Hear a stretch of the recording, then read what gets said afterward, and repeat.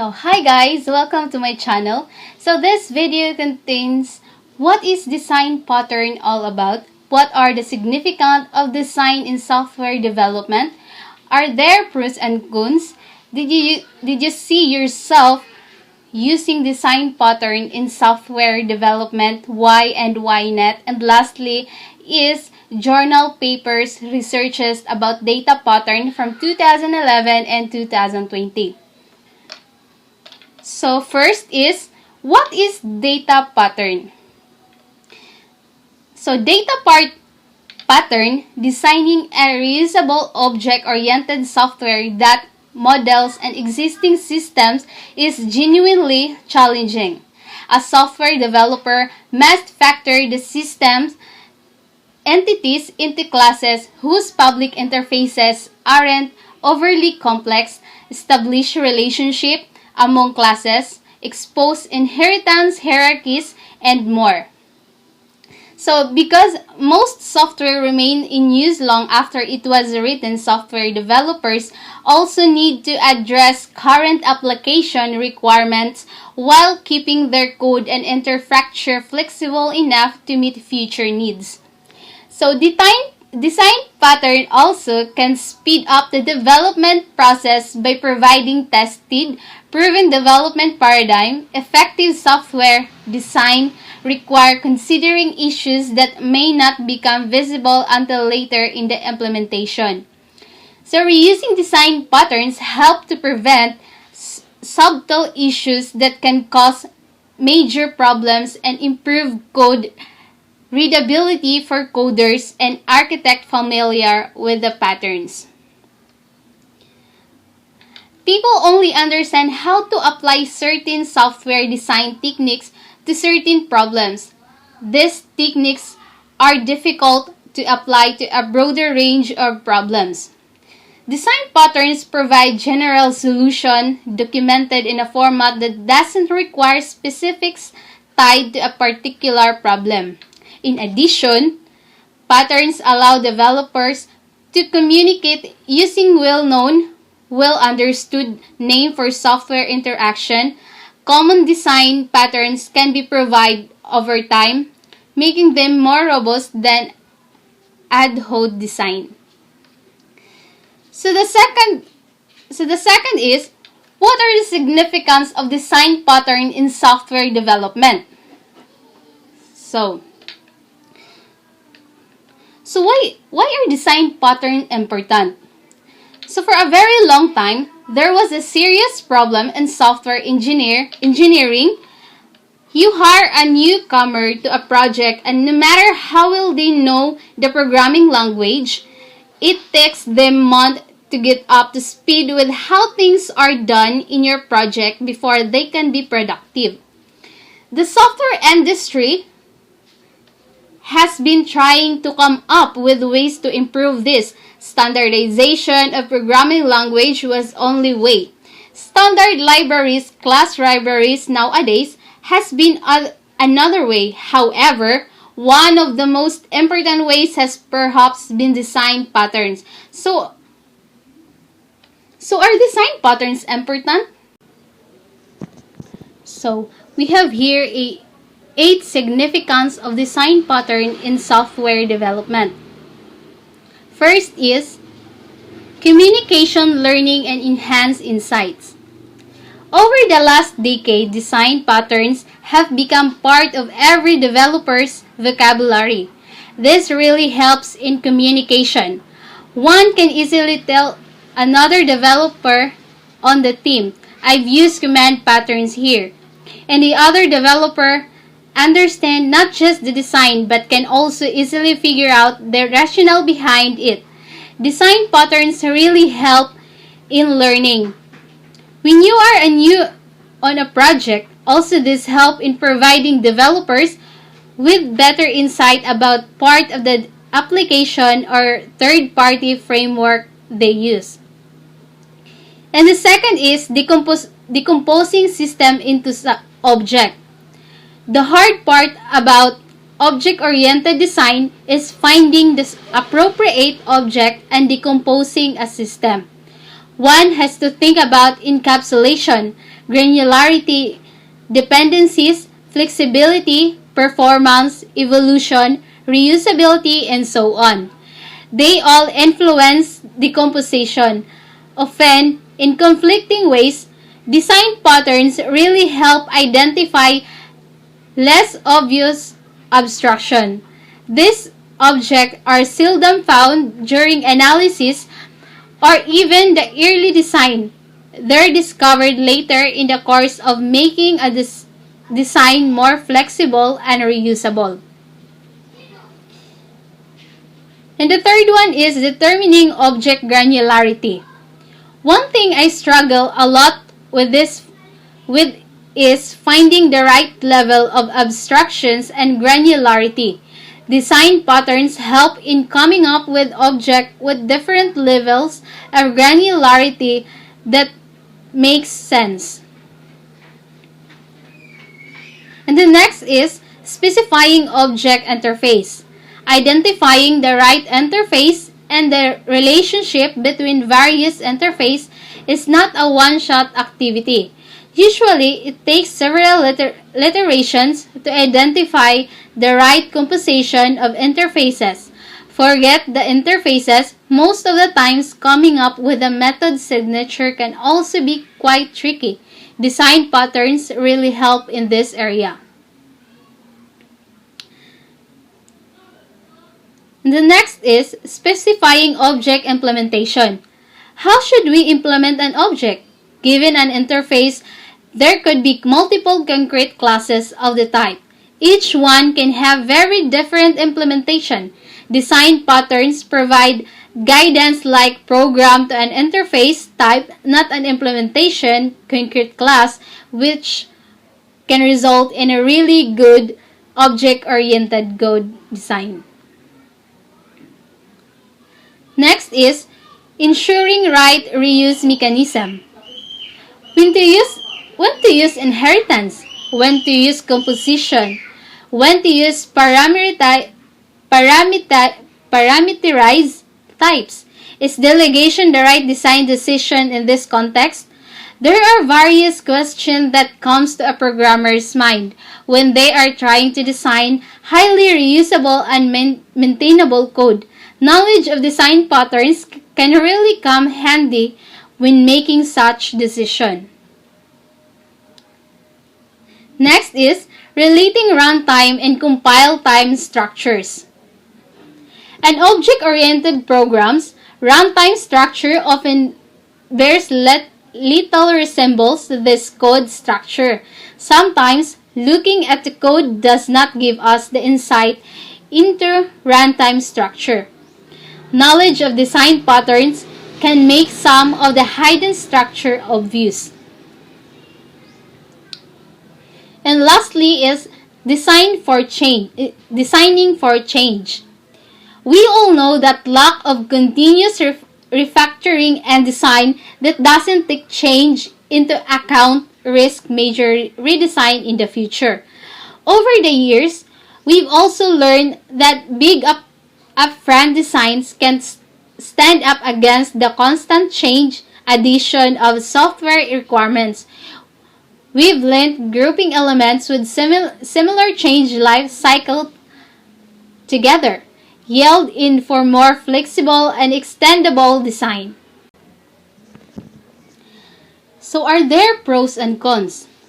So the advantages of design patterns in software development is we all learn programming by making mistakes and learning from all the erroneous code that we develop.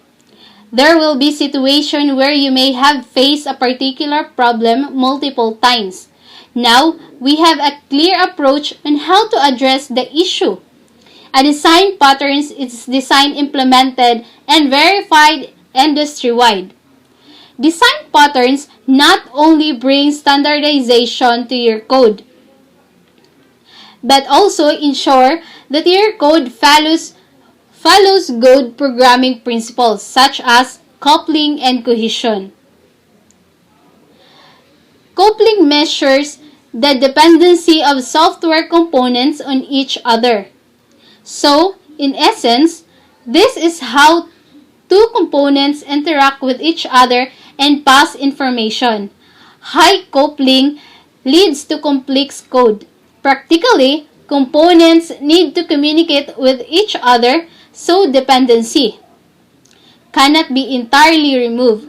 It also indicates the robustness of the code. That is, the impact it has on a component if any related component is modified. Hence, low coupling indicates a good code structure. Just imagine that you have a controller that calls a service, calls a class, which further calls another controller. So, effectively, the first controller is indirectly dependent on the second controller with high coupling. Cohesion measures the degree to which a code component has been well built and focused. As peer object-oriented design principle, encapsulation, all the related data and functionalities should be encapsulated in the same program components, for example, a class. It ensures that all related functionalities are present in one place and controls their accessibility. This enhances the robustness of the code and imparts modularity to the final project. Lower code cohesion indicates lower dependency of module classes. That is, higher maintainability, less complexity, and lesser impact on the part of change.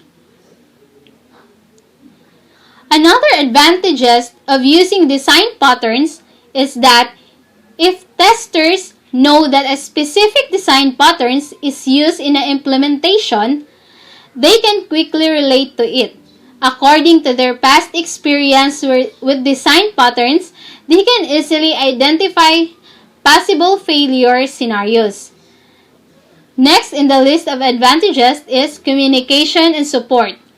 Design patterns are small known in the developer community and forums.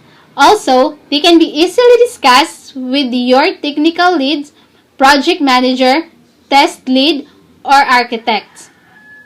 When someone new joins your development team, usage of design patterns can help describe the code based to the new team member and aid in a developer ramp up and acclimation. So the advantages of design pattern is there are a high number of classes and objects working together to achieve a goal. Application developers need to be careful developing these classes correctly. Every individual command is a concrete command.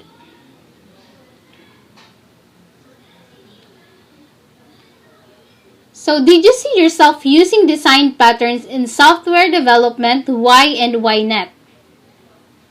Yes, I see myself using design pattern in software development because design patterns are used because they make your job easier. Design patterns let you write better code more quickly. However, patterns are not panacea of the 5 phases of software development. Design patterns do almost nothing in the analysis, testing, or documentation phases. Design patterns, as the name implies, have their biggest impact in the design phase of a project. Design patterns help you analyze the more abstract areas of a program by providing concrete, well-tested solutions. And design patterns help you write code faster by providing a clear picture of how you are implementing the design. Design patterns encourage code reuse and accommodate change by supplying well-tested mechanism for for delegation composition. And other non-inheritance-based reuse techniques, design pattern also encourage more legible and maintainable code by following well-understood paths. Design pattern increasingly provide a common language and jargon for programmers. So we have here a journal paper researchers about data pattern from 2011 to 2020. The first one is the graph traversal patterns in 2012. A graph is a structure composed of a set of vertices, example nodes and dots, connected to one another by a set of edges, example link and lines. The concept of a graph has been around since the late 19th century. However, only in recent decades has there been a strong resurgence in both theoretical and applied graph research in mathematics, physics, and computer science. In applied computing, since the late 1960s, the interlinked table structure of the relational database has been the predominant information storage and retrieval model. With the growth of graph network-based data and the need to efficiently process such data, new data management systems have been developed. In contrast to the index-extensive, set theoretic operations of relational databases, graph databases make use of index-free local traversals. So this chapter discusses the graph traversal patterns and its use in computing.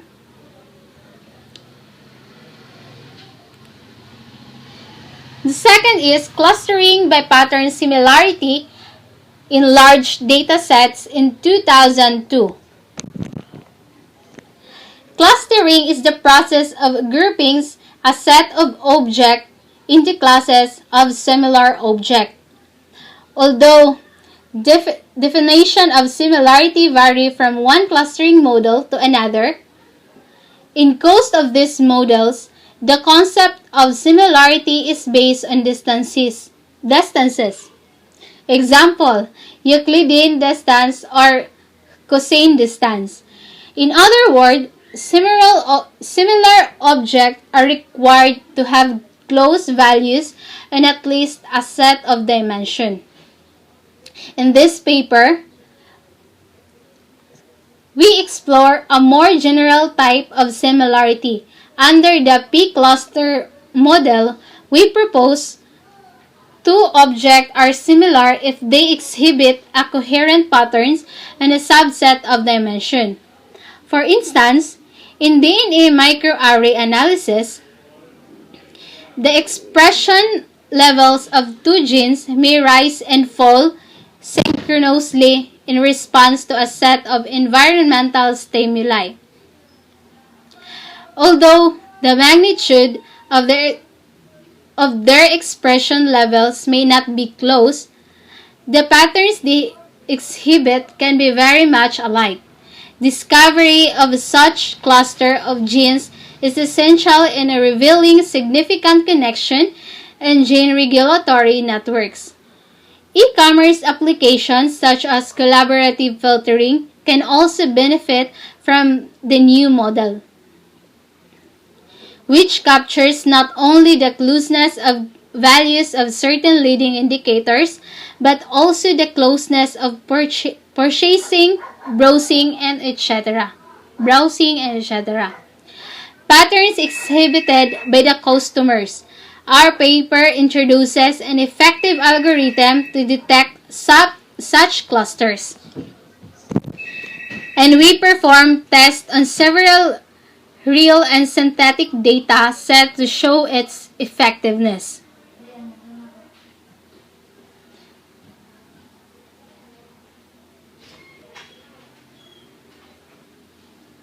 And the next is method systems and devices using reprogrammable hardware for high-speed processing of streaming data to find redefinable patterns and respond thereto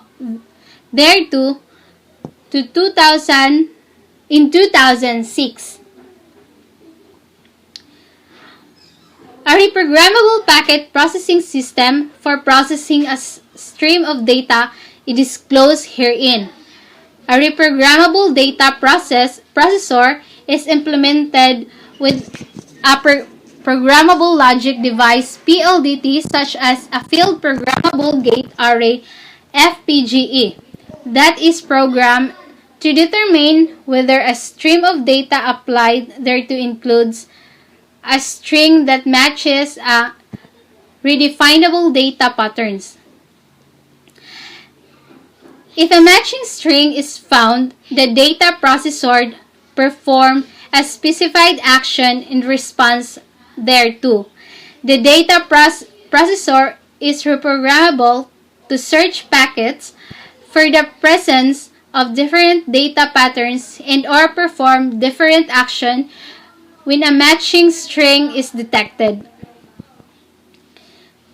A reconfiguration device receives input from a user specifying the data patterns and action, processes the input to generate the configuration information necessary to reprogram the PLDT and transmit the configuration information to the packet processor for reprogramming thereof.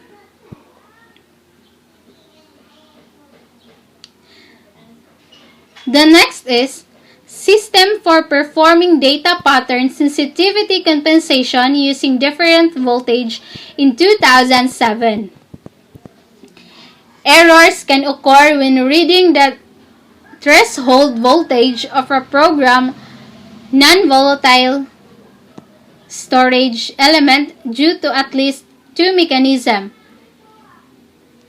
First is capacitive coupling between neighboring floating gates and the second is changing conductivity of the channel area after programming, referred to as back patterns effect.